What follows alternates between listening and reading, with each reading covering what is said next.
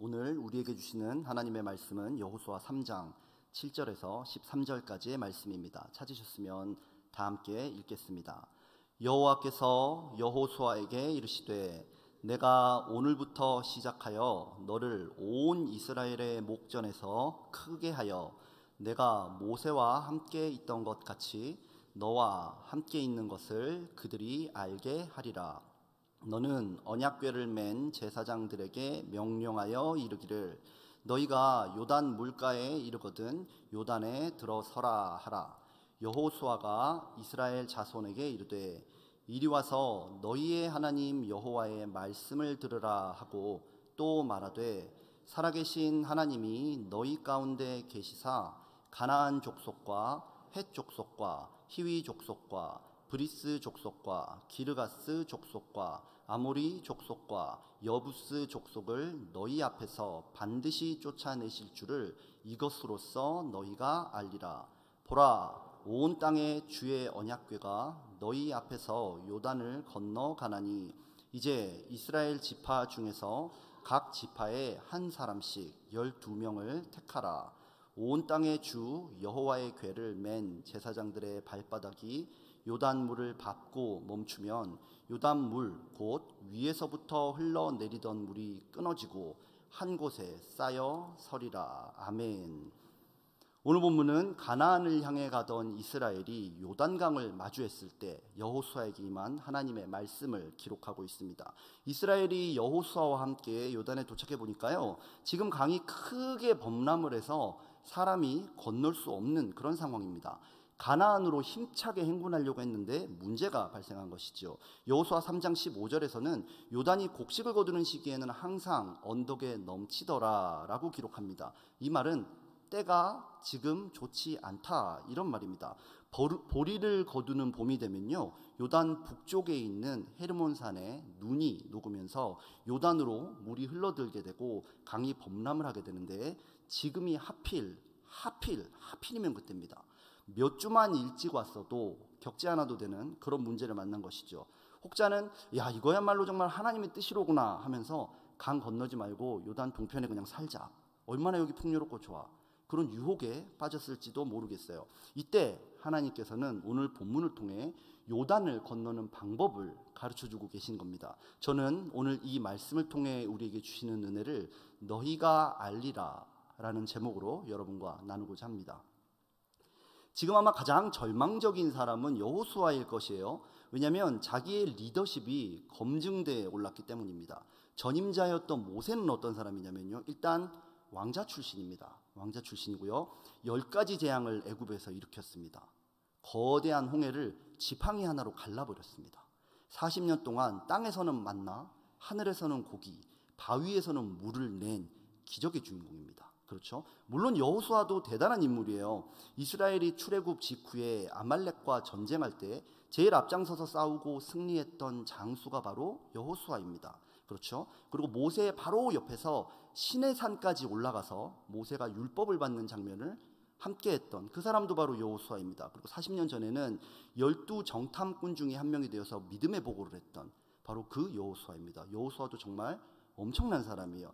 그러나 그때는 여호수아가 모세가 시키는 대로 순종만 하면 됐었습니다. 그런데 지금은 자기가 모세와 같은 역할을 해야 되는 것입니다.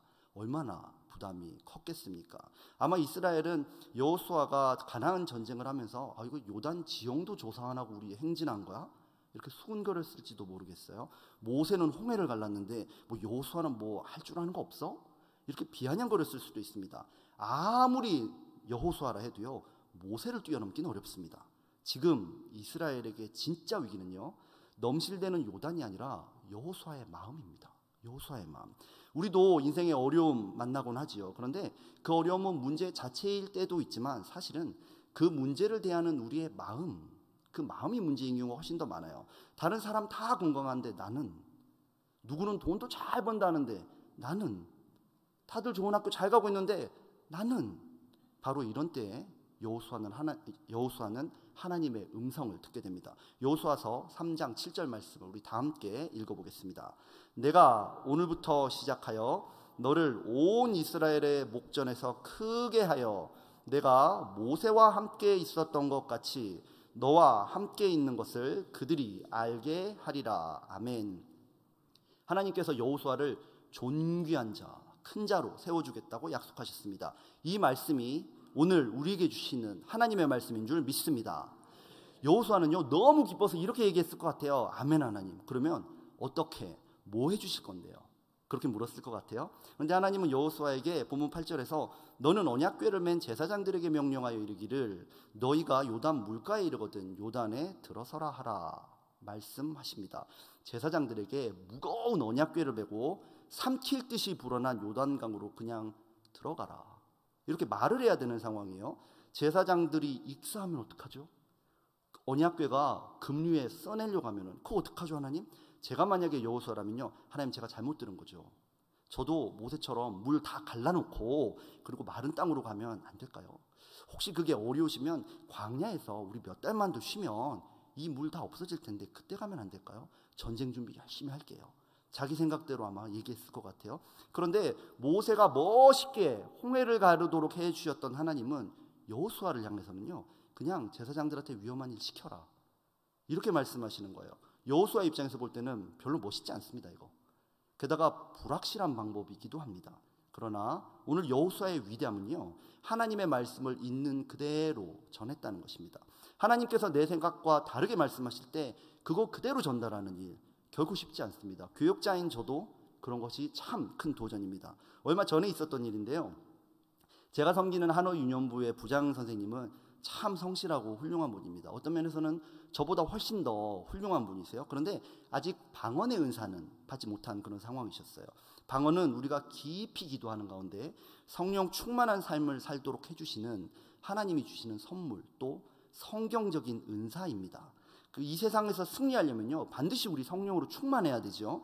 그런데 그렇게 성령 충만하려면 반드시 기도해야 돼요. 그런데 이 방언 기도야말로 기도에 불을 붙여주는 하나님의 약속 중의 약속입니다. 그래서 일단 그 하노이 유년부 헌신 예배도 있고 하니까 매일 저녁에 나와가지고 1시간 기도하자 이렇게 교회를 불러냈어요. 그런데 막상 부장 집사님 방언의 은사 이거 꼭 받으셔야 됩니다. 이 말이 제 입 밖으로 안 나오는 거예요. 안 나오는 거예요.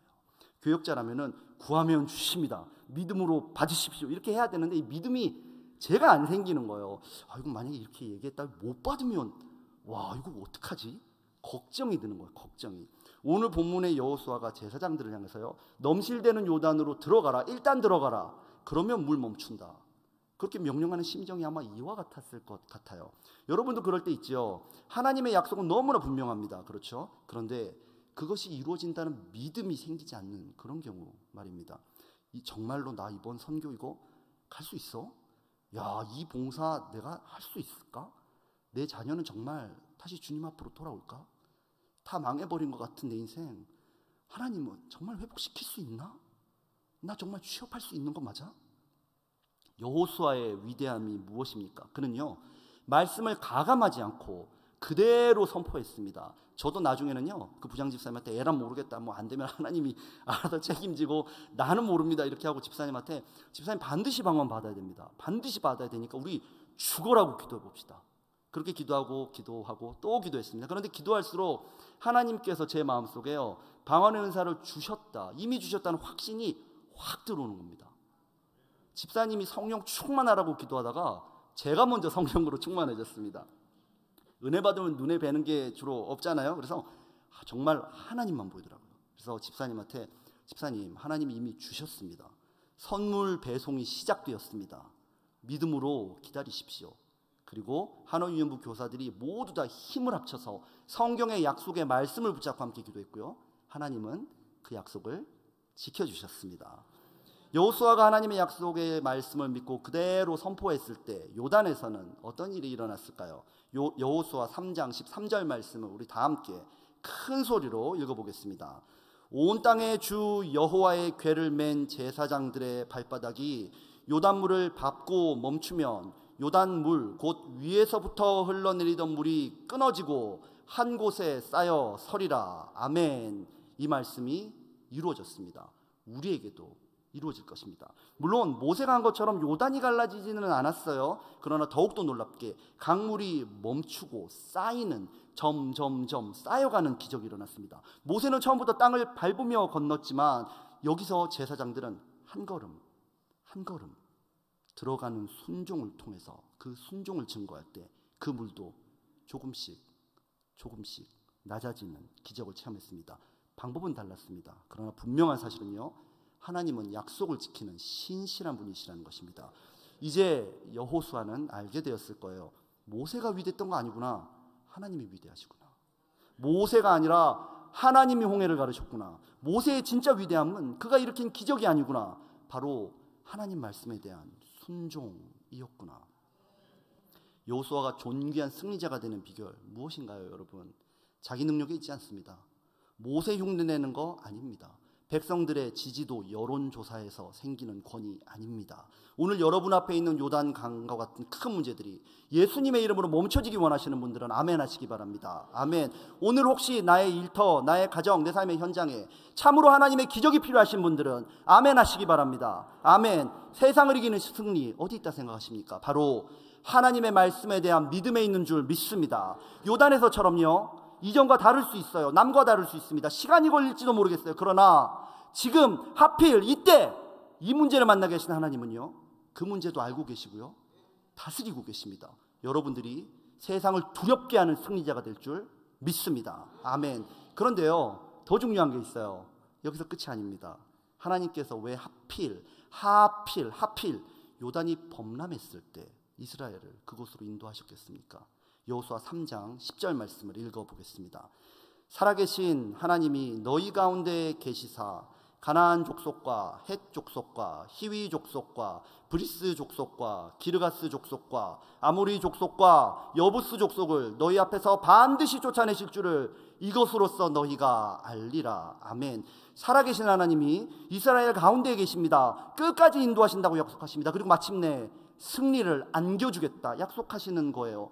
이 기적의 목적이 바로 여기 있었습니다. 기적 자체가 중요한 게 아니고 하나님의 임재와 최후 승리를 약속하는 보증수표라는 것입니다. 그래서 이 기적이 중요했던 거예요. 오늘 본문 12절을 보면 여호수아는 12명의 증인을 세워서 그 기적의 현장을 보게 합니다. 요단강이 멈추는 그 기적을 직접 보게 하는 거예요. 이들이 본 것은 과연 무엇이었을까요? 제사장은요, 언약궤를 맨 채 자기 생명을 걸고 요단이 채 멈추기 전에 강에 들어갔습니다. 몸이 점점 젖어왔을 거예요. 그리고 그 언약궤 앞으로는 죽음의 강물이 점점 쌓여가고 있습니다. 그리고 언약궤 뒤로는요, 마른 땅이 점점 나타나기 시작합니다. 언약궤가 죽음의 물을 막아서고 있습니다. 언약궤가 죽음의 물을 막아서고 있습니다. 온 만물의 주관자이신 하나님이 직접 이스라엘과 함께 물에 들어가셔서 그들 한가운데 계시며 그들과 함께 하시고 그들을 구원하셨다는 말씀입니다. 12증인은요, 하나님이 언약궤의 모습으로 이스라엘보다 먼저 물에 들어가시는 거 보았습니다. 함께하는 거 보았습니다. 지켜주는 거 보았습니다. 이것이 바로 우리 삶에도 일어난 기적이죠. 요단강에서 하나님은 다시 한 번 더 그 강물에 들어가십니다. 이번에는 언약궤라는 상징물이 아니고요, 아예 우리와 동일한 인간이 되셔서 우리와 함께 하시고자 요단 강물에 들어가십니다. 그곳에서 침례를 받으시고 그때로부터 사역을 시작하셔서 우리에게 참된 구원의 승리를 주신 줄 믿습니다. 마가복음 1장 9절에서 10절 말씀을 우리 다 함께 읽어볼게요. 그때 예수께서 갈릴리 나사렛으로부터 와서 요단강에서 요한에게 세례를 받으시고 곧 물에서 올라오실새 하늘이 갈라짐과 성령이 비둘기같이 자기에게 내려오심을 보시더니 아멘. 예수님은 저와 여러분이 받아야 했던 영원한 벌을 자신의 온 몸으로 막아 섰습니다. 그리고 우리에게 영생 구원과 최후 승리를 주신 줄 믿습니다. 아멘. 오늘 우리는 요단강이라는 큰 문제를 만난 이스라엘의 이야기를 살펴보았습니다. 우리 삶에서도요, 정말 어찌할 수 없는 많은 문제들 만나지요. 어떨 때는 하나님이 일부러 우리를 지금 하필 이곳으로 인도하신 것 같은 그렇게 느껴질 때도 있을 거예요. 그런데 어떻게 하면 우리도 승리할 수 있겠습니까? 우리를 위해서 이 땅에 오시고 우리의 고난 앞에 서시며 사망을 물리치고 부활하신 주 예수 그리스도, 그 구원이라는 기적을 일으켜주신 예수님을 바라보고요, 그분께 순종할 수만 있다면 오늘 우리가 만나게 된 모든 문제들, 그 모든 어려움들은 또 다른 기적의 현장이 될 줄 믿습니다. 아멘. 우리 다 함께 기도하겠습니다. 주님 감사합니다. 주님 얼마나 좋으신 분이신지요. 주님 감사합니다. 주님께서는 우리에게 예수 그리스도를 보내주셔서 태산 같은 문제가 있다 하더라도, 범람한 강 같은 문제가 있다 하더라도 그 대적보다 크시기 때문에 우리에게 반드시 승리 주실 줄 믿습니다. 우리에게 원하시는 한 가지, 하나님을 향한 믿음, 그리고 순종.